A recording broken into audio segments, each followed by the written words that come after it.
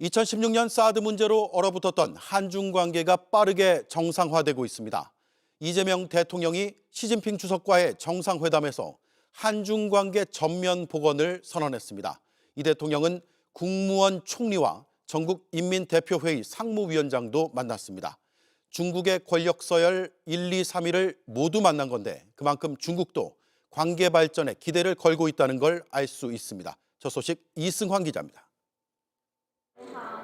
경주 에이펙 정상회의 이후 2달 만에 만난 이재명 대통령과 시진핑 중국 국가주석은 화기애애한 분위기 속 당초 예정된 시간보다 30분 넘게 정상회담을 이어갔습니다. 두 정상은 한중 관계의 전면적 복원 흐름을 공고히 하자는 데 뜻을 모았고 매년 만나기로 했습니다. 作为朋友和邻居，中韩应该多走动，常来往，勤沟通。 이번 정상회담은 2026년을 한중 관계 전면 복원의 원년으로 만들 중요한 계기가 될 것입니다. 정상회담을 마친 이 대통령은 오늘 자오러지 전국인민대표회의 상무위원장 리창 국무원 총리를 차례로 만났습니다. 8년 만에 국빈 방문해서 중국 국가 권력 서열 1, 2, 3위를 모두 만난 겁니다. 자오 위원장은 한중 관계가 정상 궤도로 복귀했다고 했습니다. 在习近平主席和总统先生的战略引领下，中韩关系重回正轨，迎来了新的局面。 리창 총리를 만난 이 대통령은 아예 한중 관계 발전을 되돌릴 수 없는 흐름이라고 못 박았습니다. 한중 관계 발전을 되돌릴 수 없는 시대적 흐름으로 공고히 하려고 합니다. 베이징에서 상하이로 이동한 이 대통령은 잠시 뒤 천지닝 상하이시 당서기가 주최하는 만찬에 참석합니다. 천서기는 차기 최고위급 지도자로 유력하게 거론됩니다. 내일은 건립 100주년을 맞는 임시정부 청사를 찾습니다. JTBC 이승환입니다. 김병기 의원은 강선 의원이 1억 원을 돌려줬다고 했고 법적 문제가 없을 것으로 판단해 문제 삼지 않았다는 주장을 합니다. 그런데 당시 보좌진들의 설명은 달랐습니다. 김 의원이 당시 코가 꿰인 것 같다, 알리바이를 만들어야겠다는 취지의 말을 했다고 했습니다. 위법성을 인지하고 있었던 걸로 의심됩니다. 조보경 기자가 취재했습니다. 그 다음날 제가 기억하는 거는 강선우 의원께서 그걸 갖다가 확인해 보니까 사무국장도 거기에서부터 클리어하대더라. 받지 않고 돌려줬다고 그러더라. 김병기 의원은 시의원 후보자로부터 1억 원을 받았다던 강선우 의원의 말이 바뀌었고 그 말을 믿고 공천 헌금 문제를 제기하지 않았다고 주장하고 있습니다.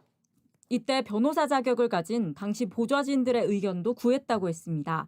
그 변호사들이 판단이 이게 법적으로는 둘 다 안 줬다고 그러고 이렇게 되면 이게 법적으로 문제는 안 될 것 같다. 그런 의견이었습니다. 하지만 당시 보좌진 2명은 JTBC에 그런 의견을 낸 적 없다고 했습니다. A씨는 돈을 돌려줘봐야 소용없다, 의미 없는 얘기다 정도의 대화만 나눈 걸로 기억한다고 했고 B씨는 정치자금법상 받기만 해도 범죄가 된다는 점을 들어 문제없다는 건 법률가라면 할 수 없는 조언이라고 말했습니다. A씨는 또 김 의원이 강 의원과 이야기를 나눈 뒤 코가 꿰인 것 같다, 알리바이를 만들어야겠다는 취지로 말했다고도 했습니다.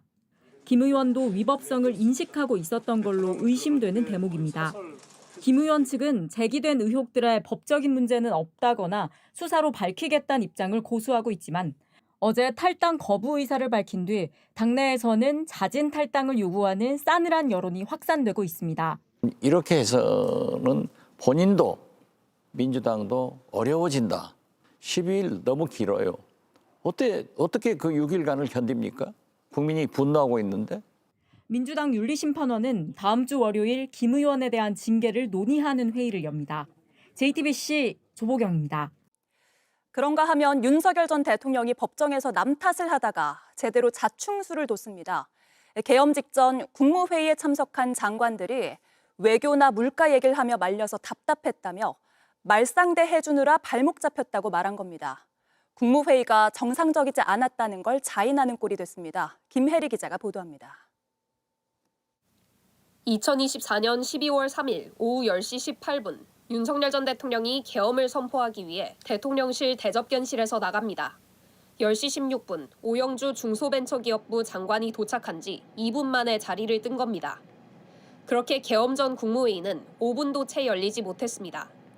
윤 전 대통령은 어제 재판에서 이때 모였던 국무위원들을 탓했습니다. 최소한의 정무 감각이라도 갖추고 있는 사람들이었으면 오히려 야당한테 막 역공당할 수 있지 않겠습니까? 이런 얘기를 사실은 좀 나도 기대하고 그럴 수 있는 상황인데 일부 장관들은 계엄 선포의 외교적 파장이나 국내 물가에 미칠 영향을 우려하며 반대했는데 그럴 게 아니라 야당의 공격에 어떻게 대처할지 의견을 냈어야 한다는 겁니다. 국무위원들 때문에 본인이 오히려 발목을 잡혔다는 주장도 폈습니다. 내가 그 말 상대하고 대꾸해 주느냐고 나머지 이 6명에 대한 전화 연락을 조금 연락하는 게 시간이 조금 지체된 건 맞지 않나요? 네, 그렇습니다. 그죠? 이 사람들한테는 어떻게 보면 내가 좀 발목이 잡혔다고나 할까? 증인으로 나온 김용현 전 국방부 장관은 계엄 전 국무회의에서 치열한 토의가 있었다고 했지만 정작 윤 전 대통령은 국무위원들의 말을 들을 생각이 없었다는 걸 자인한 셈입니다. 앞서 한덕수 전 총리는 본인이 건의해 국무회의가 열렸다고 주장했는데 윤 전 대통령과 김 전 장관은 말도 안 된다며 한 전 총리를 비난했습니다. 총리 얘기는 그건 말도 안 되는 얘기고 한덕수 총리님이 알고 계시는 건 한 가지지만 모르고 있는 것은 9가지입니다. 윤 전 대통령이 주장하면 김 전 장관이 맞장구를 치면서 내란 1, 2인자가 법정에서 약속 대련을 하는 듯한 모습이 계속됐습니다. JTBC 김혜리입니다. 김진우 씨가 만든 주택사업 문건엔 양평 고속도로 예비 타당성 평가 통과 예정이라고 적혀 있습니다. 그리고 사업의 수익성을 보여주는 예상 분양가까지 적시돼 있습니다. 윤석열 정부가 들어서자마자 김건희 씨 일가의 땅이 있는 강상면으로 종점 변경이 추진됐습니다. 실현됐다면 김 씨 일가에겐 초대형 호재가 될 수 있었습니다. 김지훈 기자의 단독 보도입니다. 김건희 씨 오빠 김진우 씨가 보유한 부동산 회사 ESIND가 가진 양평 강상면 필지입니다.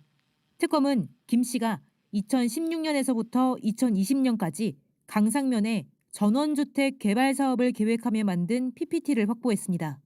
김 씨가 2020년에 수정한 PPT에는 구체화된 사업 계획이 담겼습니다. 전원주택 개발 시 구체적인 분양가까지 적혀 있었는데 사업의 수익성에 대해 설명하려고 했던 것으로 보입니다. 특히 김 씨는 이 PPT에서 양평 고속도로를 직접 언급하면서 예비 타당성 평가 통과 예정이라고 적은 것으로 확인됐습니다. 보고서가 작성된 2016년에서 2020년은 고속도로 종점이 김건희 씨 일가 땅이 있는 강상면이 아닌 양서면으로 설계된 시점입니다. 실제로 PPT 작성 이듬해인 2021년 양서면을 종점으로 한 서울 양평 고속도로 예비 타당성 조사가 통과됐습니다. 이듬해 윤석열 정부가 들어서자 종점 변경이 곧바로 추진됐습니다. 종점이 양서면이 아닌 강상면으로 변경된다면 김진우 씨 주택 사업엔 초대형 호재가 됩니다. 특검은 사업 계획이 김건희 씨 일가가 종점 변경에 개입할 동기가 될 수 있다고 의심해 집중 추궁했습니다. 김진우 씨 측은 은행 대출을 받기 위해 만든 자료였을 뿐 사업 실행 의지는 없었다고 해명했습니다. JTBC는 김진우 씨의 입장을 듣기 위해 수차례 연락했지만 대답을 들을 수 없었습니다. JTBC 김지윤입니다. 국가인권위원회가 최근 성비위를 저지른 혐의로 경찰 수사를 받고 있는 과장급 간부를 직위 해제했습니다. 그런데 그 간부, 직장 내 성희롱 문제를 담당하는 성차별 시정과의 과장이었던 것으로 확인됐습니다. 임지은 기자의 단독 보도입니다. 국가인권위원회는 지난 1일자로 과장급 간부 A씨를 직위 해제하고 대기 발령 조치를 내렸습니다. 국가공무원법상 금품 비위나 성범죄 등으로 수사 중이며 비위 정도가 중대해 정상적인 업무 수행을 기대하기 어려운 경우에 해당한다고 본 겁니다. 그런데 JTBC 취재 결과 인권위에서 성차별 성희롱에 관한 조사와 구제를 담당하는 성차별 시정과장인 것으로 파악됐습니다. 앞서 서울수서경찰서는 지난해 12월 인권위 측에 A 과장의 강제추행 혐의에 대한 공무원 범죄 수사 개시를 공식 통보했습니다. 지난해 6월 지인을 상대로 부적절한 신체 접촉을 한 혐의입니다. 인권위도 자체 조사에 착수했고 A 과장의 직위 해제를 결정했습니다. 성차별 시정과는 직장 내 성희롱 사건과 성소수자 차별 등을 전담하는 인권위의 핵심 부서입니다. A 과장은 지난해 1월 성차별 시정과장 보직을 맡았습니다. 안창호 위원장 취임 이후 단행된 인사로 2022년 성차별 시정과가 신설되고 남성이 임명된 건 처음이었습니다. 당시 인권위 내부에선 안 위원장의 인사를 두고 새로 발령받은 과장에 대한 성인지 감수성이 우려된다는 목소리가 나왔던 것으로 전해졌습니다. A 과장은 취재진의 직위 해제 사유는 밝힐 수 없다면서도 경찰 수사에 대해서는 본인이 아니라고 부인했습니다. 취재진은 공무원 범죄 수사 개시 통보 여부를 재차 확인하고 오늘도 입장을 묻기 위해 여러 차례 연락했지만 답변을 받지 못했습니다. JTBC 임지은입니다. JTBC 뉴스를 시청해 주셔서 고맙습니다. 저희는 저녁 6시 30분 뉴스룸에서 뵙겠습니다.